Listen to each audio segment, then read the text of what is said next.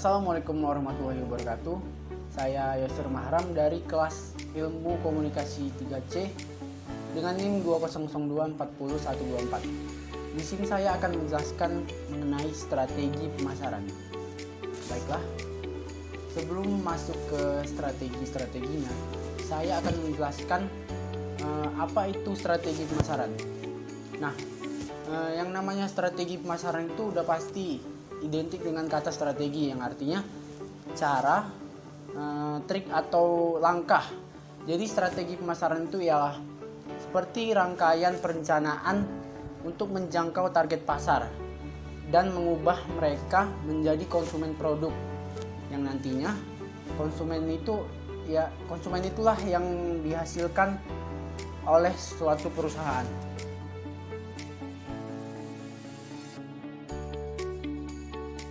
Baiklah, langkah pertama dalam strategi pemasaran itu ialah menentukan tujuan marketing dan menyusun anggaran dari tujuan tersebut, yakni tujuan apa yang ingin perusahaan capai. Tujuan dari strategi pemasaran bisa berbeda-beda tergantung dari UKM atau usaha kecil menengah masing-masing perusahaan. Biasanya contoh tujuan strategi pemasaran itu ialah untuk meningkatkan brand awareness atau kesadaran merek, atau meningkatkan merek suatu perusahaan. Yang kedua itu ada conversion, yaitu menarik konsumen atau pembeli. Dan yang ketiga itu ada revenue atau meningkatkan pendapatan. Selain tujuan, kita juga perlu menyusun anggaran. Mengapa anggaran itu begitu penting dalam sebuah strategi pemasaran?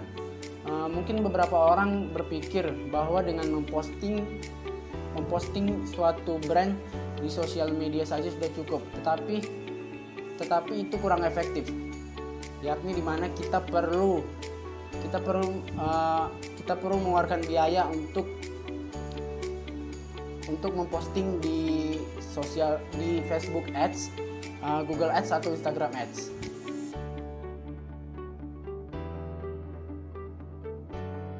Baiklah, strategi pemasaran yang kedua ialah memanfaatkan platform bisnis, yang salah satunya ialah platform Google Businessku. Google Businessku merupakan platform yang berguna bagi pemilik bisnis, di mana untuk mempermudah calon konsumen mengetahui informasi lengkap tentang bisnisnya, dari informasi nama bisnis, alamat perusahaan, alamat email, nomor telepon, jam perusahaan, review pelanggan, dan lain-lain.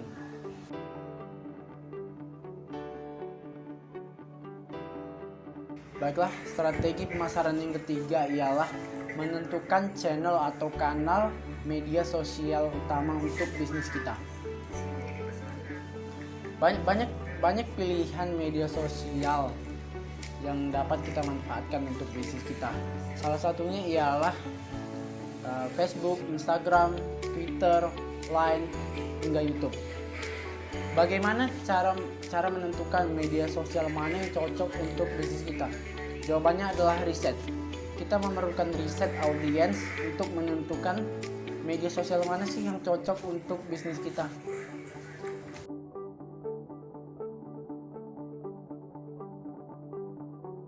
Baiklah, selanjutnya ialah menerapkan konten marketing. Konten marketing merupakan teknik marketing yang melibatkan pembuatan dan distribusi konten yang relevan, penting dan konsisten, guna untuk menarik audiens dan bertujuan untuk mengonversi mereka menjadi konsumen. Salah satu media utama yang dapat dimanfaatkan untuk menerapkan konten marketing ialah blog. Blog bisa berguna untuk mendapatkan trafik tinggi dari pencarian konsumen.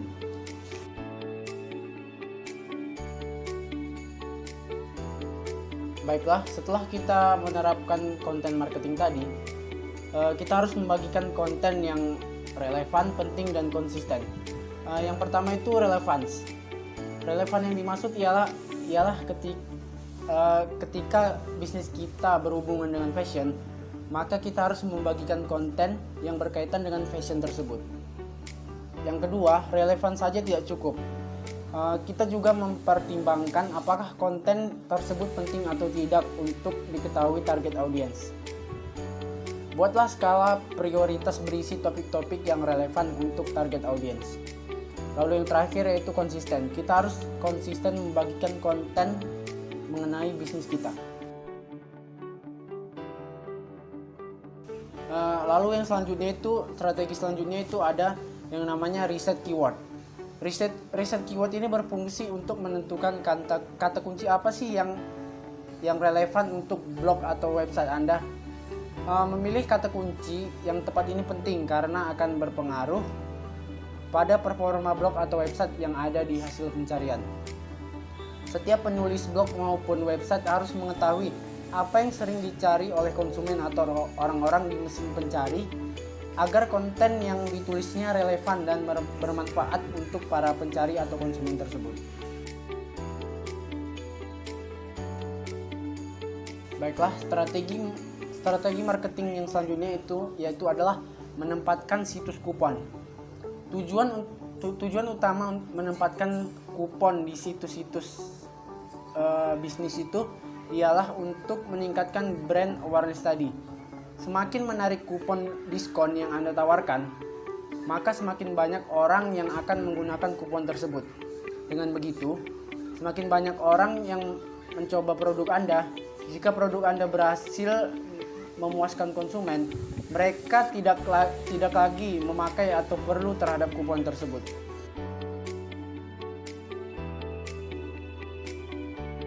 Nah, membangun relasi. Selain membangun strategi pemasaran di platform di atas, kita juga perlu membangun relasi dengan orang-orang di industri kita atau di perusahaan kita. Anda perlu bergabung dengan grup-grup Facebook, Instagram, WhatsApp yang berkaitan dengan bisnis Anda. Misalnya, bisnis Anda mengenai fashion, maka Anda harus bergabung di grup Facebook tentang fashion atau yang berkaitan dengan fashion. Nah, yang terakhir itu kita harus memaksimalkan alat promosi cetak. Meskipun saat ini strategi marketing online sudah dilakukan oleh sebagian besar bisnis di Indonesia, namun masih banyak promosi offline yang masih efektif di era digital sekarang ini. Salah satunya adalah dengan memaksimalkan alat promosi cetak seperti kartu nama, flyer, atau brosur. Alat promosi cetak bisa membantu kita untuk meningkatkan brand awareness tadi atau pengenalan merek kita, merek perusahaan, dan meningkatkan reputasi perusahaan Anda. Karena tidak semua orang mengakses internet, dan tentunya dengan alat promosi cetak akan membuat bisnis Anda lebih dipercaya. Terima kasih.